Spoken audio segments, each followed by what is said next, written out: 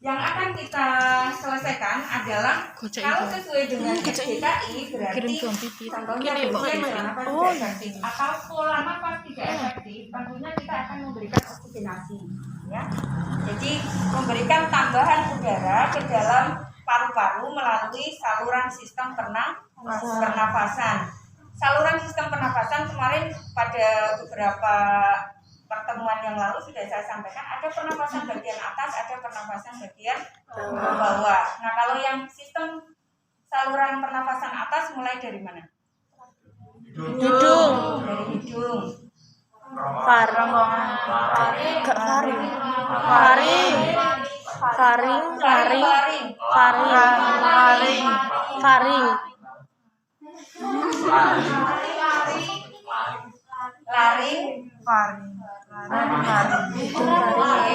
Faring, Bu. Mana bedanya faring, mana laring, mana tenggorokan, mana kerongkongan. Jangan-jangan selama ini berapa tahun sudah? Usianya rata-rata berapa tahun? 18 tahun nggak bisa membedakan kerongkongan saya, tenggorokan saya, ayo yang mana? Kalau kerongkongan yang apa? Ya, saluran pencernaan. Kalau tenggorokan berarti untuk saluran pernafasan, ya, atau bahasa kerennya, bahasa medisnya adalah trakea. Iya, jadi jangan bingung nanti. Kok kesedap ya, kesedapnya di mana? Kok nasinya mandek ya, di mana? Di tenggorokan. Aspirasi namanya. Aspirasi itu ada sumbatan, ya, harusnya masuk ke saluran pencernaan, masuknya ke saluran pernapasan. Kalau aspirasi bukan aspirasi. Pendapatnya apa pendapatnya? Kalau istilah di kesehatan, aspirasi itu masuknya benda asing ke saluran lain yang tidak pada tempatnya, ya. Oke. Jadi salah satu tandanya adalah kesedap. Nah, itu berarti jangan-jangan masuk ke saluran pernapasan. Jadi tahu bedanya ya, kerongkongan sama tenggorokan, faring dan laring. Nah, berarti kalau yang penghubung antara trakea dengan yang di atas hidung berarti tadi faring apa laring kalau gitu?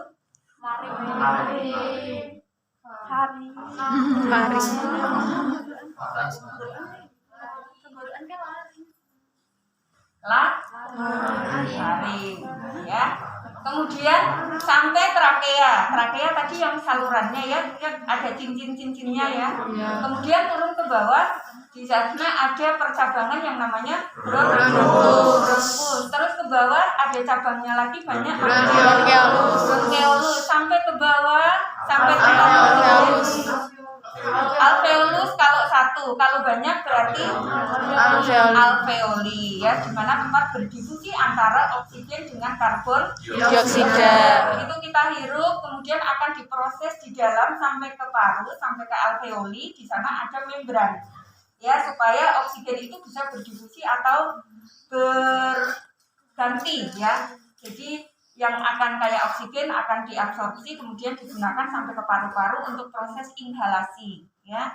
Inhalasi itu masuk, kemudian ekshalasi itu keluar, atau inspirasi ekspirasi itu juga sama. Nah, dua proses itu kita sebut sebagai ventilasi. Makanya kalau orang gagal nafas, tidak bisa bernafas, harus dipasang ventilator.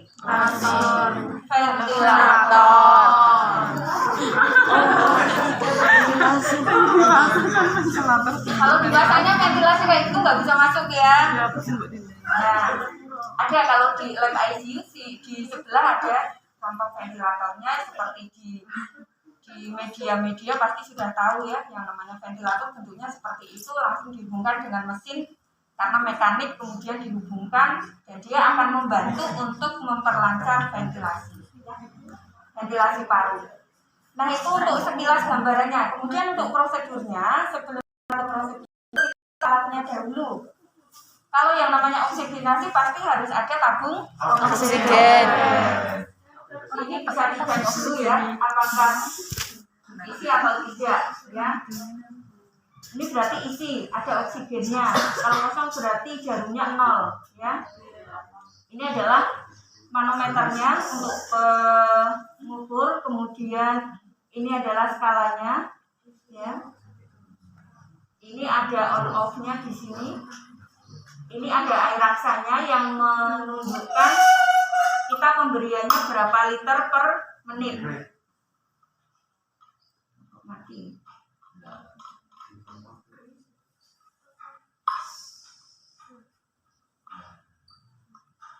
Ya.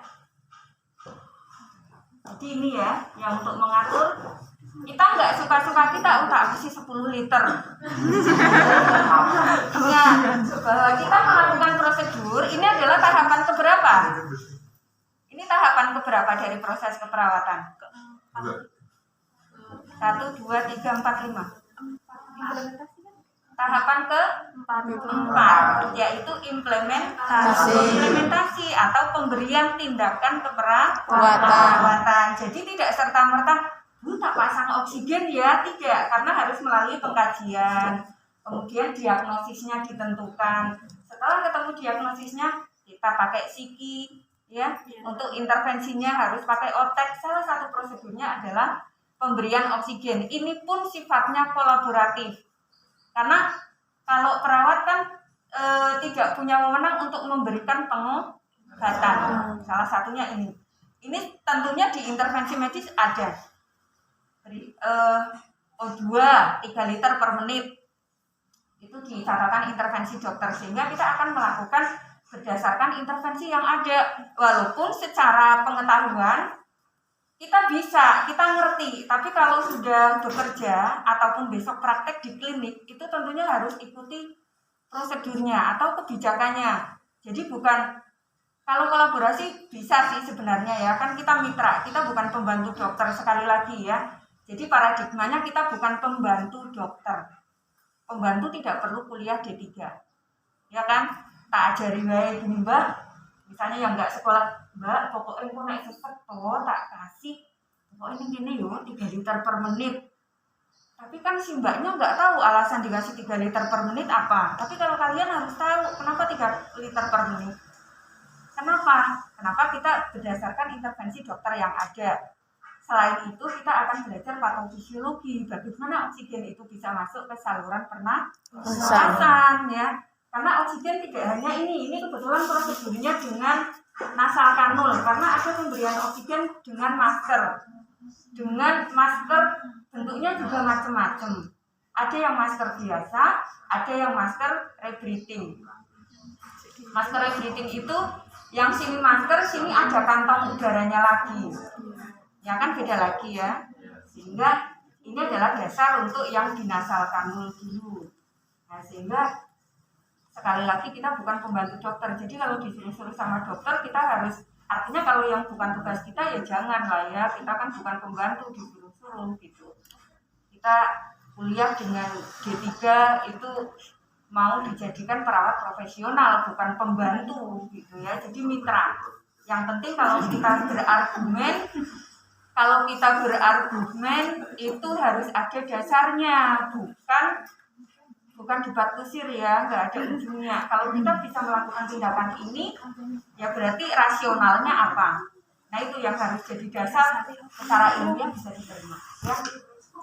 Tabung oksigen, kemudian ini adalah untuk skala pengisian oksigennya, indikatornya adalah ini skalanya. Ya. Kemudian ini penguncinya. Ini kenapa? Ini air namanya apa? Aquades ya. Berfungsi sebagai humidifier. Humidifier itu sebagai pelembab. Karena kita tahu bahwa oksigen itu sifatnya kering. Ya. Jadi harus dilembabkan. Makanya kan kalau tanpa ada humidifier, oksigen langsung masuk ke saluran pernafasan itu bersifat iritatif, ya bisa mengiritasi saluran pernafasan. Padahal secara fisiologisnya di saluran pernafasan itu juga sudah ada pelembabnya, tetapi dia kan dalam kondisi normal. Kalau dalam kondisi sakit tentunya akan beda kondisinya, sehingga tetap harus dikasih yang namanya Aquades. Di sini juga sudah ada batas ya volumenya. Ini water level ya sebenarnya di sini. Jadi kalau mau ngisi ini tinggal dilepas saja. Ya. Jadi diisi. Jangan diminum ya. Ya. Katanya Bu itu air biasa bisa nggak Bu? Air biasa. Ya. Kalau air biasa, air keran sebaiknya jangan. Kalau bisa air steril atau minimal air matang yang dingin. Ya, jadi kalau di rumah nggak ada aquades boleh pakai air minum yang dingin, jangan air es ya, apalagi ditambahin sirup nanti jadi seger. Tambahin es. Jadi nanti prosedur es oksigenasi nggak ada ya. Ya, jadi air minum yang dingin, bukan yang panas, bukan yang hangat ya, boleh. Jadi kalau sekarang pun prosedur-prosedur yang sekiranya menggunakan steril water atau air steril, nggak ada aquades, air minum pun jadi karena dia sudah melalui proses pendidikan itu juga sebagai air steril ya. Air mineral boleh karena kan proses sudah menggunakan sterilisasi ya. Kalau pipetnya, tapi kan kita rugi banget ya, air mineral bisa diminum nanti ditaruh di sini gitu. Kalau kepepetnya nggak ada, maksudnya boleh. Ya. Itu pengisian airnya itu disesuaikan dengan apa ya? Oh nggak penuh, oh nggak. Kalau penuh, kalau ini on nanti dia akan gini, blubuk.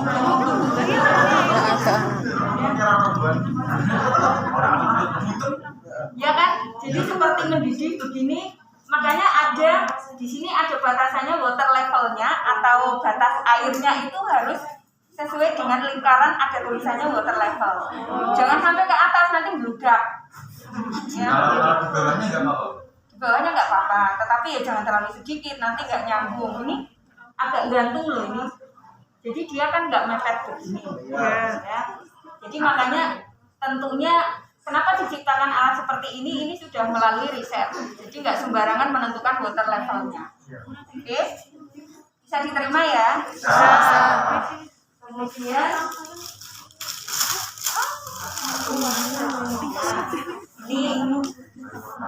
ini dimasukkan ke mana? Hidung. Jangan ke telinga ya. Oke. Kalau dua berarti B. Ada yang selangnya satu, itu nasal kanul. Kalau dua berarti di nasal kanul. Ya, karena dua. Nek satu apa? Kalau satu bentuknya Nasal kanul. Nek dua binasal kanul. Binasal kanul. Nek satu Ini jadi lurus selang kayak gini aja. jadi Salah satu hidung jadi ya satu, kalau lubangnya satu ya satu. Kalau dua ini dua, kan ada ya. Jadi nanti selangnya ya selang satu gini aja lurus, nanti dimasukkan ke salah satu lubang Hidung. Kalau ini dua pasti sudah langsung ke hidung. Ya, karena kan kadang setiap rumah sakit atau pada saat kondisi urgensi itu kadang-kadang tidak tersedia yang binasal sehingga pakai yang nasal kanul saja boleh ya. Kalau ini yang masker. Ya. Kemudian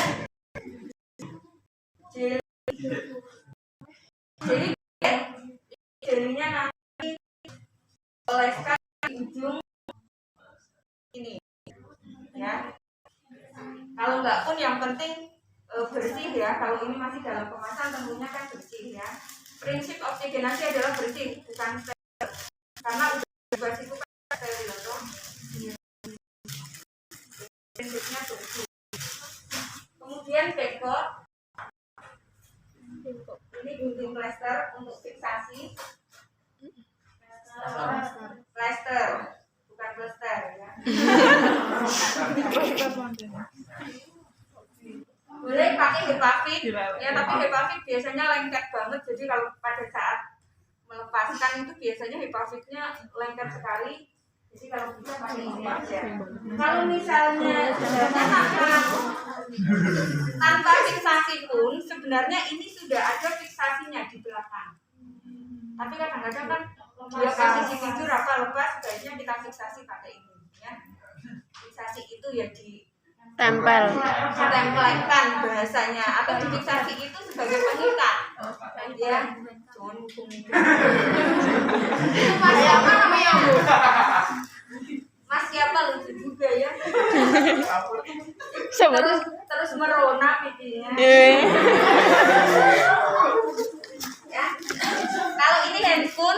udah tahu ya. Iya. Orang kita membersihkan kamar mandi itu pakai handphone. Ya. Enggak, handphone ki sarung tangan. Ya. Nah, kalau yang enggak biasa mesti ya, kalau saya mah biasa. Oh iya, kalau pakai polstek pakai apa gitu ya? Gatel gitu ya. Kalau yang anak mama mungkin nggak pernah pegang polstek ya. Kalau saya ya mama sesungguhnya ya, karena 3 anak.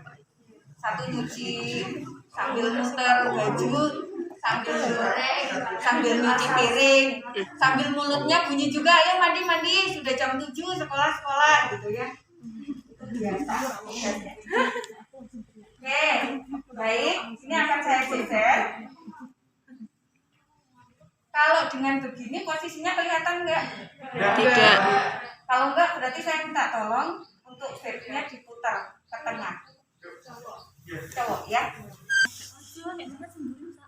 Oke. Kan dicedak nih, Sal. Oh, masih. Masa video menyatu. Menyatu. Kowe sing ngadeg. Mama. HP ini sapa tuh? HP ini sapa iki?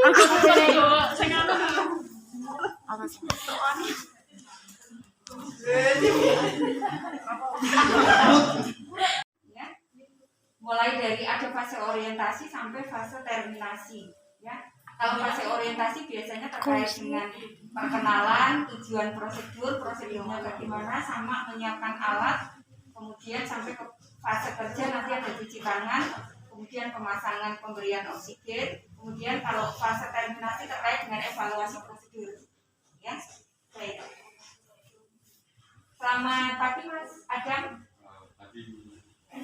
Perkenalkan, nama saya Siti Haryani dari Midi Waluyo. Untuk pagi ini saya bertugas di ruang ini berdasarkan data yang saya peroleh ini ya. Jadi Mas Adam mengalami sesak nafas ya. Jadi sudah berapa lama? Kurang lebih 1 bulan ini.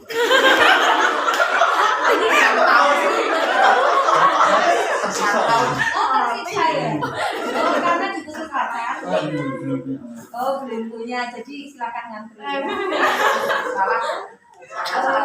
Jadi berdasarkan data yang saya peroleh, ini Mas Adam mengalami sesak nafas, sehingga pada pagi ini saya akan memberikan oksigen melalui selang, ya, selang oksigen. Ini ya. Tujuannya supaya nanti Mas Adam sesak nafasnya bisa berkurang ya, sehingga oksigen bisa masuk ke dalam paru-paru ya dengan maksimal. Kemudian alat-alat nanti saya siapkan, tidak perlu khawatir, tidak menyakitkan ya, karena di sini saya akan membantu mengurangi sesak nafas Mas Adam. Ini ada tabung oksigennya, ada selangnya, kemudian nanti saya minta waktu sebentar untuk mencuci tangan terlebih dahulu. Apakah Mas Adam siap? Insya Allah. Kita waktu sebentar untuk cuci tangan ya. Ini baiknya kita protek ya.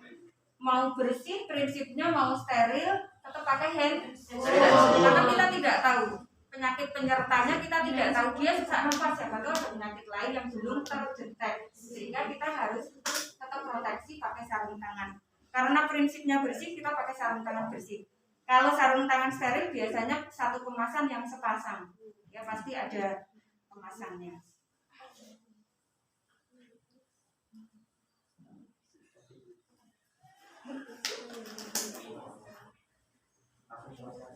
Maaf ya, cincin saya nggak bisa dilepas, ini cincin nikah, nanti kalau bilang saya dimarahin.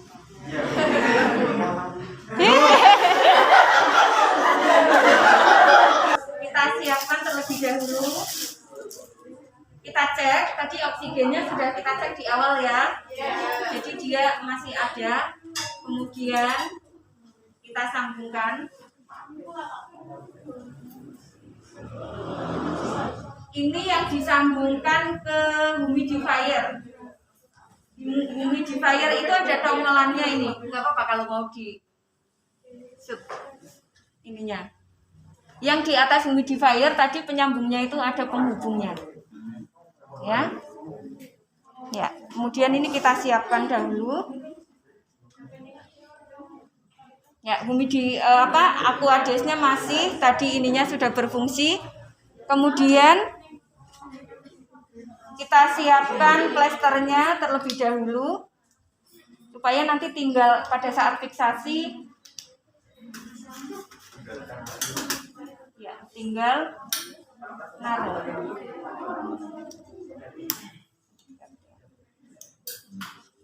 Ya.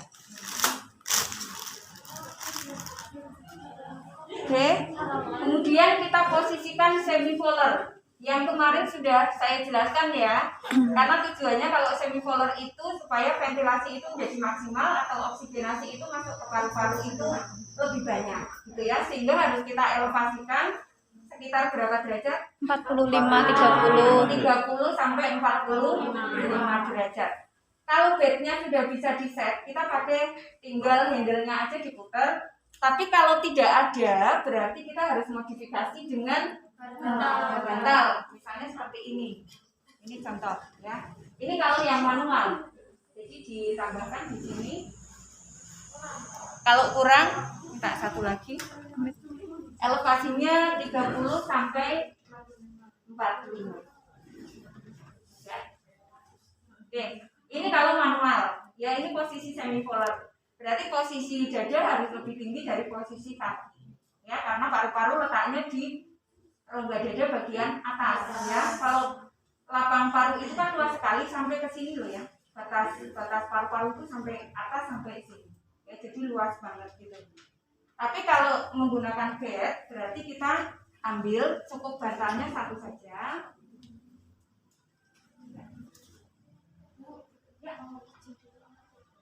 Ya, silakan. Yang kanan adalah untuk meninggikan daerah kepala. Kalau yang kiri adalah untuk meninggikan bagian kaki. Karena nanti ada prosedur, nggak apa-apa. Karena ada prosedur yang misalnya untuk meninggikan daerah kaki sehingga kita tahu, oh yang kanan itu untuk yang kepala, yang kiri untuk yang kaki. Tetapi barangkali nanti ada bed settingnya berbeda, jadi jangan jadi patokan. Kata Bu Siti pasti sebelah kanan, belum tentu. Nanti harus dilihat dulu karena mungkin beda merek dia beda teknisnya. Tetapi yang jelas biasanya ada kanan kiri untuk mengatur mana yang atas, mana yang bawah. Kebetulan kalau yang ini yang sebelah kanan handle-nya, ya. Ya. Oke. Jadi ini akan saya tinggikan.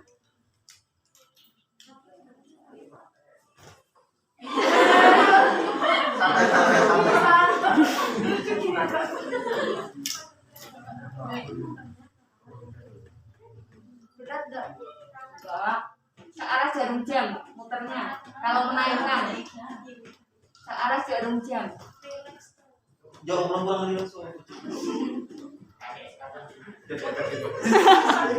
Ya, ini sekitar 30 sampai 45. Ya, posisinya lurus. Nah, sudah nyaman ya, Mas?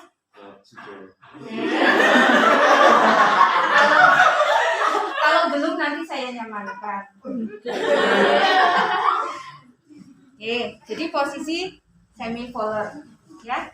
Kemudian tadi sudah kita siapkan, kita memberikan oksigennya sesuai dengan instruksi. Jadi tidak boleh sesuka-suka kita. Kadang-kadang itu ada pasien yang nakal juga gitu.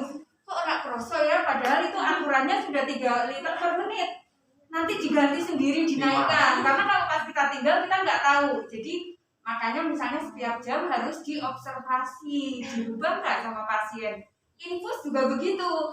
Karena pernah pengalaman saya praktek ya, karena dari D3 sampai magister juga pernah di rumah sakit gitu, sehingga kadang-kadang ada yang nakal, Mbak ini kelamaan kok, kenapa harus ditetes-tetes gitu ya, kalau diminum boleh enggak? Kan jalurnya beda di pembuluh darah dengan saluran pencernaan kan gitu ya. Terus Mbak ini tetesnya tak tambahi aja ya biar cepet. Enggak apa-apa Pak kalau jantungnya kuat, kan kita hitungkan. Karena katanya ini langsung ke pembuluh darah, nanti muaranya di jantung, makanya nggak main-main, tetesan itu ada aturannya. Nggak sesuka-suka kita, oh pengen cepet sembuh tak gue 40 tetes per menit, nanti ya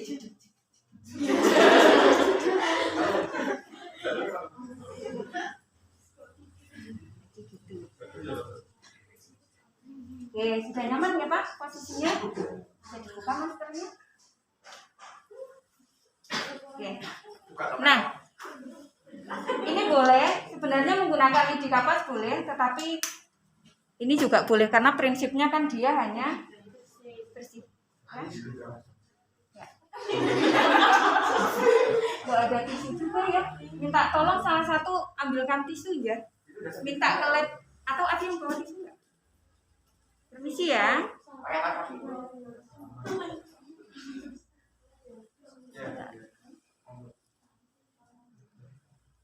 Nah, ini sebenarnya sudah ada fiksasinya di belakang, ya. Ini sudah benar? Silakan tidur lagi. Ya.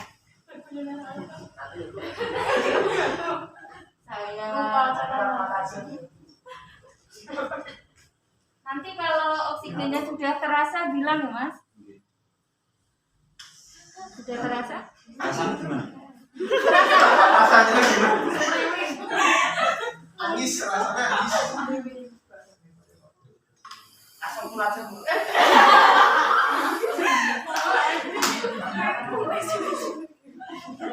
Terasa? Sudah. Sudah? Kenceng banget enggak? Iya, dingin. Karena tadi kenapa terasa dingin? Salah satunya adalah fungsi dari humidifier karena untuk melembabkan. Kalau tidak ada itu nanti panas enggak ya. Jadi karena sifatnya iritasi. Nah, dia iritatif sehingga harus dilembabkan. Baik, kalau sudah berarti sudah terasa ya. Beberapa saat. Gimana Mas? Sudah terasa? Sudah lumayan. Sudah lumayan. Sudah berarti supaya ini sebenarnya fiksasinya double ya. Di belakang tidak ada fiksasi tadi yang saya tarik gitu ada. Ya, tapi nggak apa-apa. Barangkali Masnya ini aktif banget ya. Sudah mulai aktif. Kecil sudah mulai Kecil aktif ya. Iya, si besar aktif. Ini enggak angkat, harus ini aja. Kamu bulumu kok jadi. Ya, ini baiknya sebetulnya saya lepas aja karena urusannya sudah selesai nggak apa-apa supaya tidak lengket. Ya, kalau perawat itu punya seni dan ilmu, ya, science and art. Jadi kalau fiksasi tidak ada prinsip, Bu silangnya harus gimana Bu? Yang penting kalau dia supaya tidak lari, ya boleh disilangkan, ya. Ya, jadi seperti menyilangkan, boleh. Atau lurus aja juga boleh, monggo. Kalau itu nggak ada ketentuan. Jadi kalau yang ini saya modelnya Bu, maaf ya. Iya. Ya.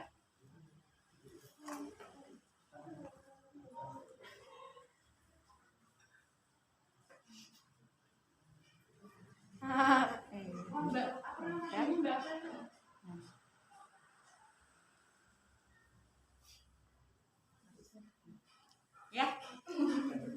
Jadi disilangkan tadi boleh atau lurus saja ya nggak apa-apa. Tapi kadang resiko kalau lurus mudah sekali lepas, ya. Jadi saya pasangnya menyilang, monggo nggak apa-apa kalau itu kan seni ya. Jadi tidak ada batasan. Baik. Berarti kalau sudah selesai, ya. Ini ditunggu, tetap kan masih karena kan kita akan menghitung frekuensi pernafasannya juga, ya. Ya, kalau ini hanya pemberian oksigenasinya saya sudah selesai, ya. Baik, Mas Adam, karena oksigennya sudah terpasang, Mas Adam juga di sini sudah merasa nyaman. Jadi prosedur ini saya selesai, saya akan kembali ke ruang perawatan. Nanti kalau ada sesuatu silakan pencet tombol yang di sebelah kanan atau nanti keluarganya bisa datang ke ruang perawatan untuk observasi kembali. Ya.